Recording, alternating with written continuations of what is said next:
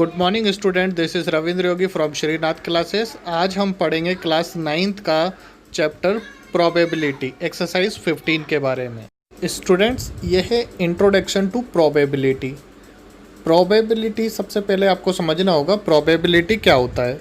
तो प्रोबेबिलिटी का मतलब होता है संभावना, और इसको मैथमेटिकल रूप में फाइंड करने के लिए एक फार्मूला होता है जो कि नीचे लिखा हुआ है, और हमेशा प्रोबेबिलिटी फ्रैक्शन फॉर्म में ही आती है। तो इसे फ्रैक्शन फॉर्म में फाइंड करने के लिए जो फार्मूला है वो है PE equal to number of trials in which the event happen upon total numbers of trial. यहाँ P है प्रोबेबिलिटी, E है इवेंट, जो भी इवेंट हुआ है उसकी प्रोबेबिलिटी क्या है। तो इसे फाइंड करने के लिए हमने देखा number of trials in which the event happen. जो ट्रायल्स हैं, इवेंट हैपन हुआ है, उसकी नंबर ऑफ ट्रायल्स क्या है upon total numbers of trials कितनी है। ठीक है, इसी फॉर्मूले से हम सारी चीज़ें, सारे क्वेश्चंस को सॉल्व कर सकते हैं क्लास 9th में। तो ये वेरी इंपॉर्टेंट फार्मूला है, इसको आपको लर्न करना पड़ेगा। चलिए अब इस फॉर्मूले को हम एक एग्जांपल से समझ लेते हैं। ठीक है, तो ये नीचे एक एग्जांपल है, इसको देखते हैं।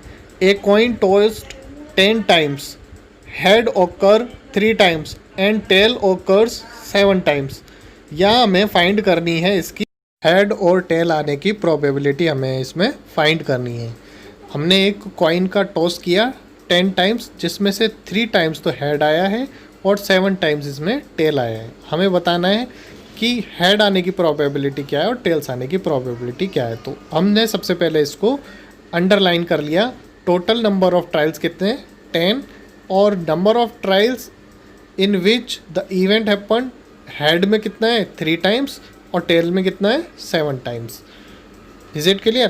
तो अब हम फाइंड करते हैं प्रोबेबिलिटी ऑफ हेड। तो प्रोबेबिलिटी ऑफ हेड का फॉर्मूला लिखा।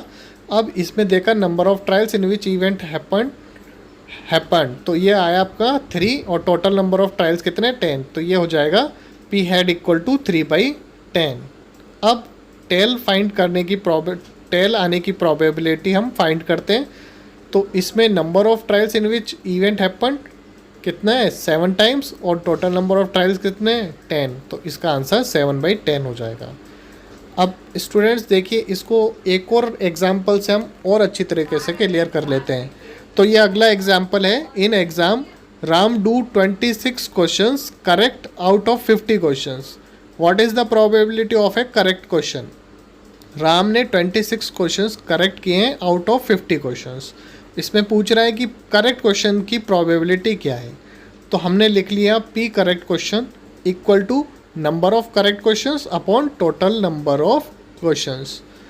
तो ये हमें दिख ही रहा है, नंबर ऑफ करेक्ट क्वेश्चंस कितने हैं 26, तो हमने 26, और टोटल नंबर ऑफ क्वेश्चंस कितने 50, तो 26/50 इसमें हमने पुट कर दिया।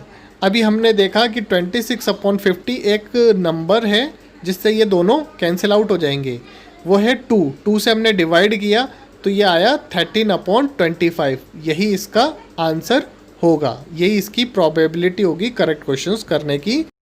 अब नेक्स्ट वीडियो में हम देखेंगे एक्सरसाइज 15 के क्वेश्चन आंसर सॉल्व करके। ठीक है, तो ये आपका कंसेप्ट और अच्छे से क्लियर हो जाएगा। प्लीज़ आप मेरे चैनल को लाइक सब्सक्राइब करना ना भूलिए, और अपने फ्रेंड्स में ज़्यादा से ज़्यादा शेयर कीजिए। Thank you.